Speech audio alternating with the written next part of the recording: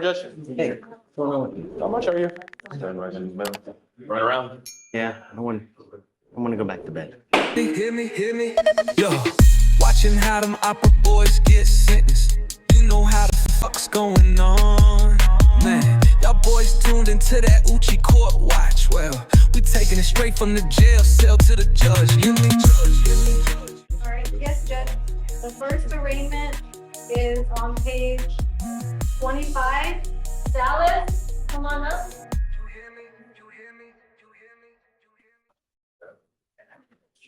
Look here. Mr. Tyler? Morning, Judge. Hey, what's going on with you? How much are you? Run around. Yeah, I want to go back to bed. Good morning, Mr. Salas. Sir, you're charged with driving while intoxicated. You're facing up to 6 months in jail and/or a $2,000 fine. You're also charged with evading arrest or detention. On that, you're facing up to a year in jail and/or a $4,000 fine. We are going to do probable cause. You have the right to remain silent. Anything you say can or will be used against you. You have the right to have an attorney present. If you cannot afford one will be appointed to you, sir. Okay. On or about March 26, 2025, an officer was on patrol on Gulf Freeway in Harris County, Texas. The officer observed a motor vehicle disabled to the left hand with grass speed, dividing southbound and northbound lanes of traffic. The motor vehicle had multiple airbags deployed and all 4 tires appeared to be damaged. On arrival, the officer observed additional motor vehicle disabled on the open access roadway.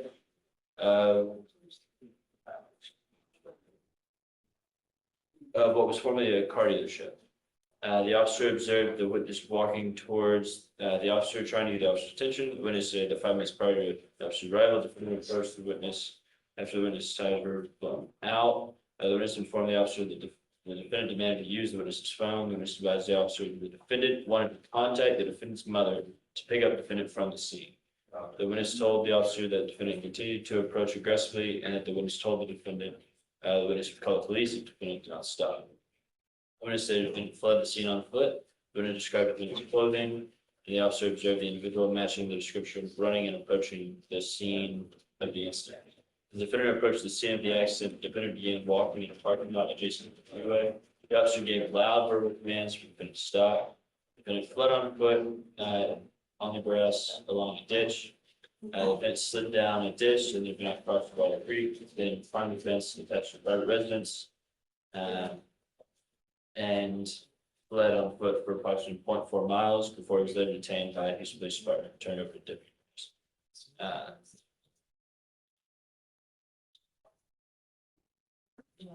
The scene was moved to a Shell station to continue the investigation. The officers contacted the defendant. The officers observed a strong odor of alcoholic beverage emitting from the defendant, and the officers observed the defendant have red glossy eyes, slurred speech, dry mouth, competing phrases, and agitated demeanor. You say a shaky demeanor? Sorry, agitated demeanor, Your Honor.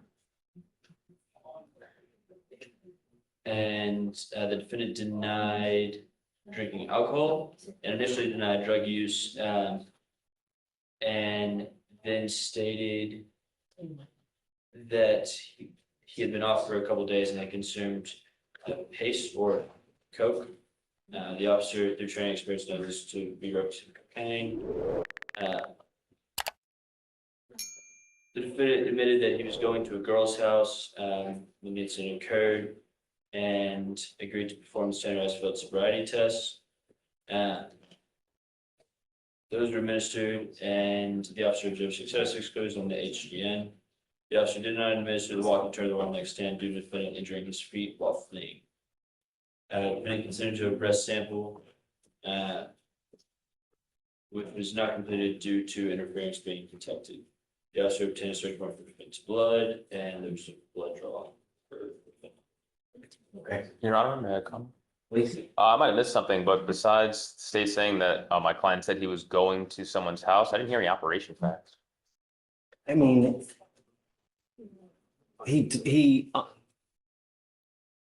admits driving. He's by the car when the officers get there, right? Is he by the car when the officers get there, or where is he?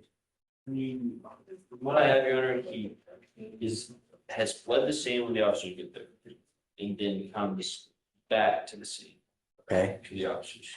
The witness, Does the witness put him operating at all? yeah, just one moment, Your Honor. Take your time. Yeah, all I heard is going somewhere. It doesn't say he was driving.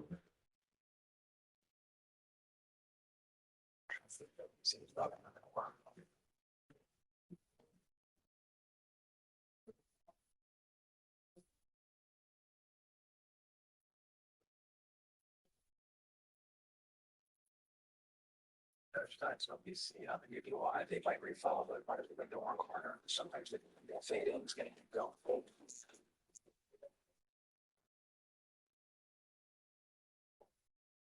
I'm not sure, Your Honor, there was anything additional. This is kind of up in this mirror. Hey, look at Good to see it. you again, Your Honor. Yeah, what's up, man? Good to see you. Do you have anything else?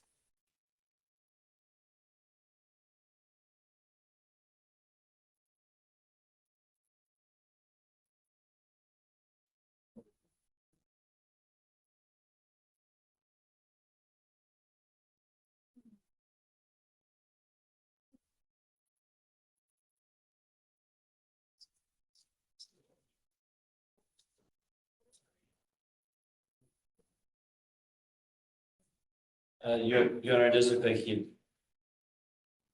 witness stated that he stopped and exited his vehicle and observed the driver of the RAV4. That's what I have, but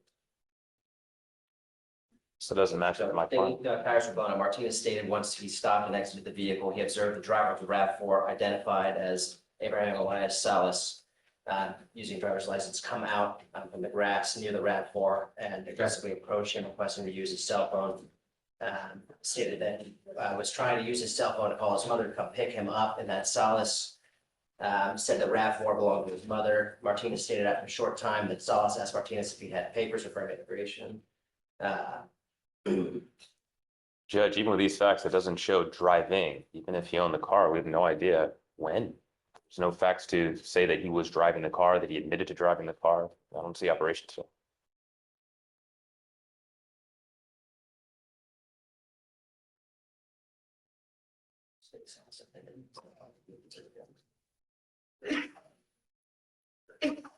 So Salas stated that he was driving the RAV4 because he was going to a female's house and continued to speak. Salas then stated that he ended up in the grass because he was scared.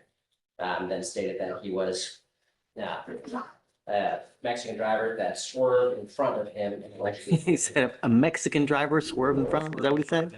told him no tango papeles, or I don't have paper. Salas said the other driver was in a gray Toyota, telling him to go away. Stated that the RAV4 and the alleged Toyota came into contact, causing a collision. Salas stated that he was coming from his house in Friendswood, but denied having anything to drink. So Yeah, I mean, I think if they, he was operating the vehicle at the time of the accident. and you have the other person say something, right? they That's say all. that it was. They identified him as the driver. They just never say they saw him driving or operating the vehicle. So I believe that they believe, based on the circumstances, that it was a driver. I don't know if the witness actually saw him driving. What we have to prove the driving facts is that Reeves fired to believe prior to his arrest. He admits that he was driving the vehicle at the time of the accident, and the vehicle was found at the scene of an accident.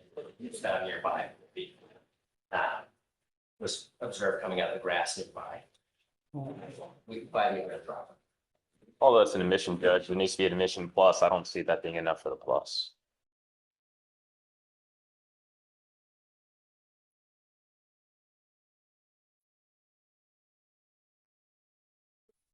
Mr. Salas, I'm gonna find that there's no probable cause in your case. Every freaking day in our county, someone dies from an alcohol-related collision. Don't become a statistic because of a boneheaded move that you make where you kill someone. Do you understand? Now, I'm gonna find no probable cause. It's very possible they go indict this case at a later time if they get more evidence, but don't kill anyone. Do you understand? See. Thank you, Your Honor. Are there any conditions you're imposing on the evading case? No, I'm gonna find no on both. On both, thank you, Judge.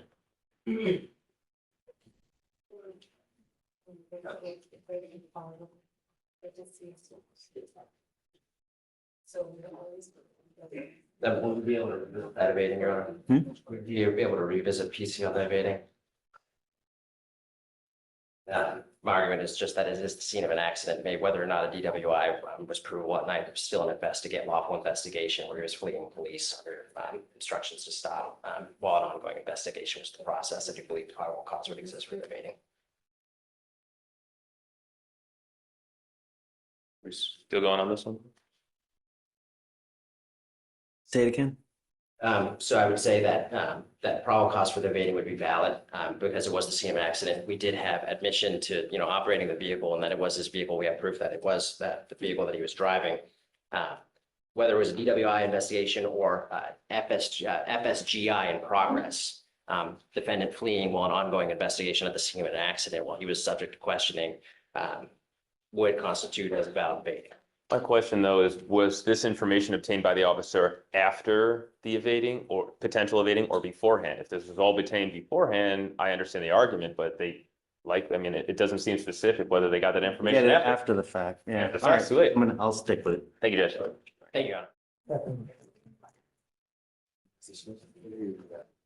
If you were charged with theft, you're facing up to 6 months in jail and or a $2,000 fine. We're going to do probable cause. You have the right to remain silent. Anything you say can or will be used against you.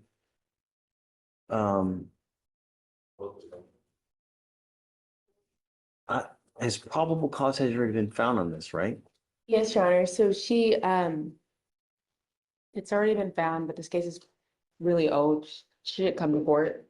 So this she got rearrested for the same charge. Okay, where's this from? If you don't mind. Your Honor, I'm sorry, I did just. Needs, Eaves? need, Yeah, thank you. NIE.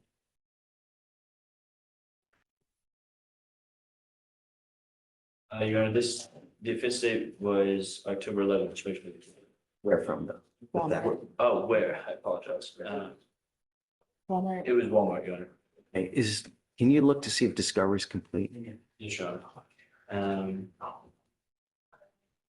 It does look to be complete, although we'd have to talk about the videos.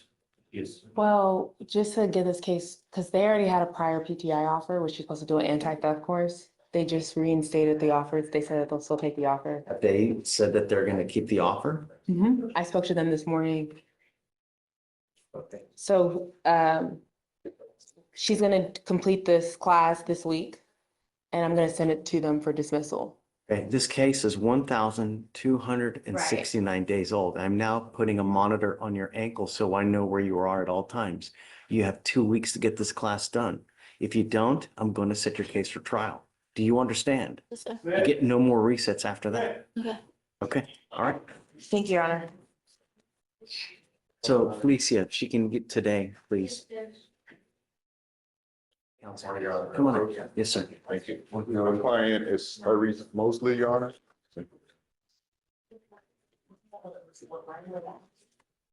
Okay, Mosley is charged with assault. The case is now, according to the clerk, over 100 years old. correct. We're waiting on a video, Your Honor. We've been waiting for videos for, since December. You still don't have the videos? It came, but it wasn't in the proper form, and so they had. No. But at some point, I gotta say when. So We have videos, Your Honor. I'm just not. The defense counsel is saying that are you unable to access the videos? You don't have it. It's not there. Yeah, there's a companion case, felony, and we were there this morning and they don't have it.